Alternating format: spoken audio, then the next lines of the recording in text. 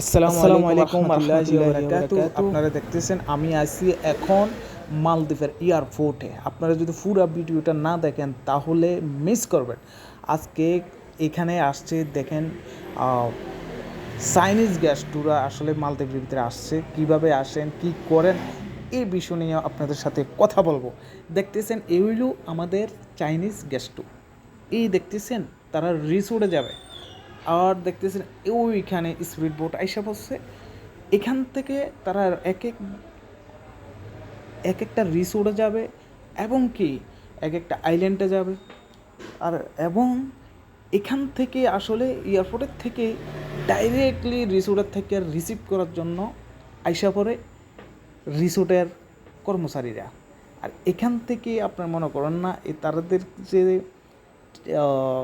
যে করে রিসিভ করে নেয়, তাদের এক একজনের বাংলাদেশি বলেন, ইন্ডিয়ান বলেন, নেপালি বলেন, সবাই স্যালারি যদি $300 স্যালারি হয়, টিপস মিললে আসে। আসলে মালদ্বীপে না আসলে আপনি বুঝতে পারবেন না মালদ্বীপের সৌন্দর্যটা কতটুকু, ঠিক আছে, সৌন্দর্যটা কতটুকু। আর এখানে এক একজনের বেতন যদি $300 হয়, সার্ভিস সহকারে মিলেইয়া প্রায় বাংলাদেশের 1,80,000, 90,000, 70,000 এরকম করে বেতন পাওয়া যায়, ঠিক আছে। আর বিশেষ করে যদি যাদের মাধ্যমে আপনি আসতে চান, আসলে সঠিক জায়গাবারে আসতে হবে, সঠিক জায়গাটা চিন্তা নিতে হবে, ঠিক আছে। তো আর আরেকটা বিষয় না বললে হয় না, আসলে ইউরোপ দেশের ফিলটা হয় মালদ্বীপে যখন আসেন। মালদ্বীপে যখন আসি বা আসি যেহেতু, এখানে ইউরোপ দেশের ফিলটা হয়। আর কনেকট্রেশনের কামটা অনেকটাই হার্ড, ঠিক আছে।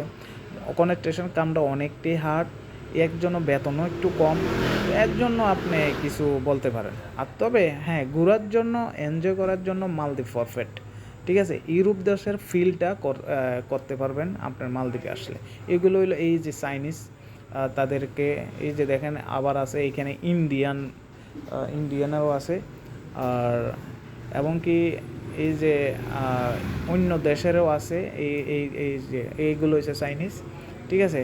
বর্তমানে মালদ্বীপে বেশিরভাগই চাইনিজরা আসে বেশিরভাগ ঘোরার জন্য। তো